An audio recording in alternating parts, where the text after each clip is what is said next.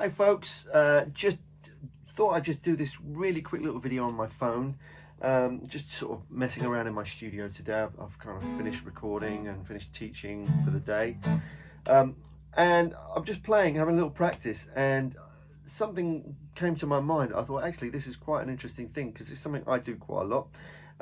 You might find it interesting, you might not find it interesting, but it's something that I think is important to my playing. So I'm just messing around with this little riff idea that I'm just kind of jamming around on. It goes like this: 3, 4.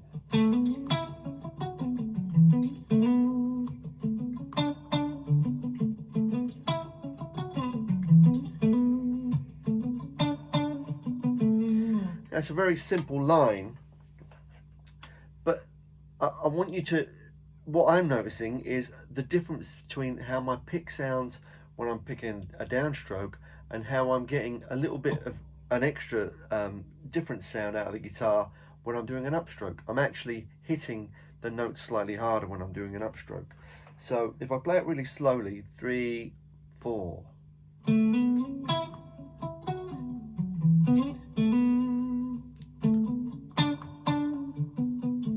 can hear that.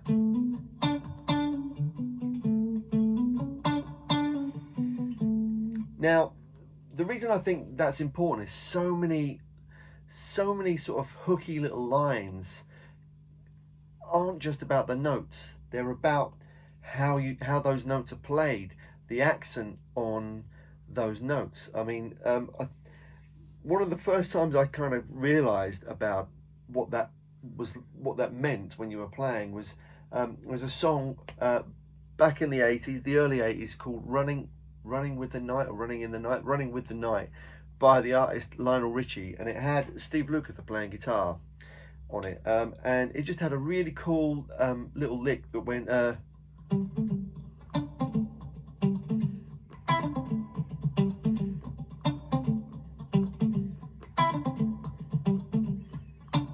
so you can hear it's just playing like around an A minor pentatonic.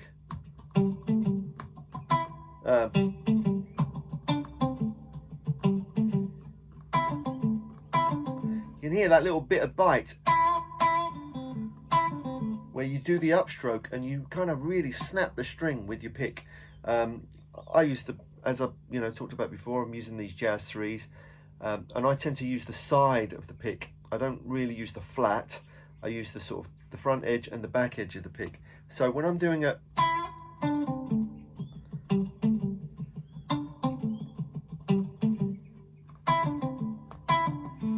now, it's amazing how much character that can bring to a line, and it's a really small little detail, but I find it's just the kind of stuff that turns me on when I'm playing. I quite like that kind of thing.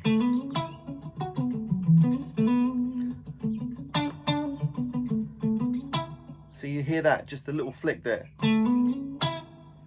So how to play that line, if anyone wants to play it, I'm sliding up with my first finger, not sliding up at all. Got my first finger on the D string, the 7th fret of the D string. I'll hammer on with my 3rd finger to the 9th fret and then slide up to the 11th fret. So I'm doing that. Just one downstroke. And then I go to the 9th fret of the G string.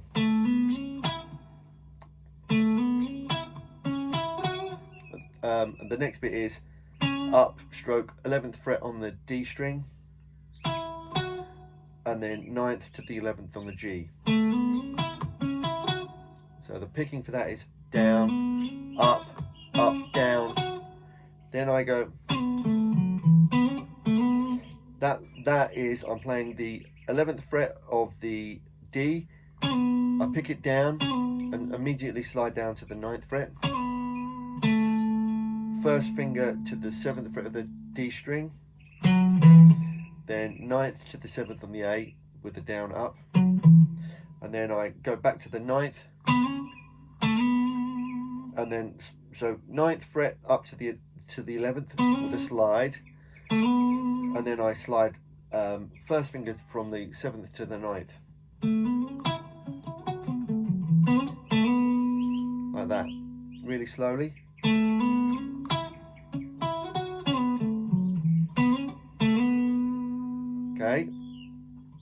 That's the first half of the line, and then and that is a hammer on again from the 7th to the 9th of the D, downstroke to the 6th of the G string, and then second finger on the 7th fret, two upstrokes, pulling off to the 6th fret, and then that's 2 on the 9, down, up, and then down to the 7th. So the whole line.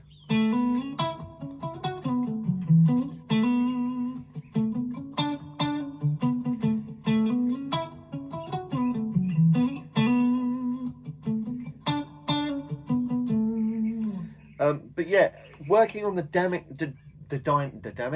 working on the dynamic range of your picking is a good way to bring some extra detail into your guitar parts.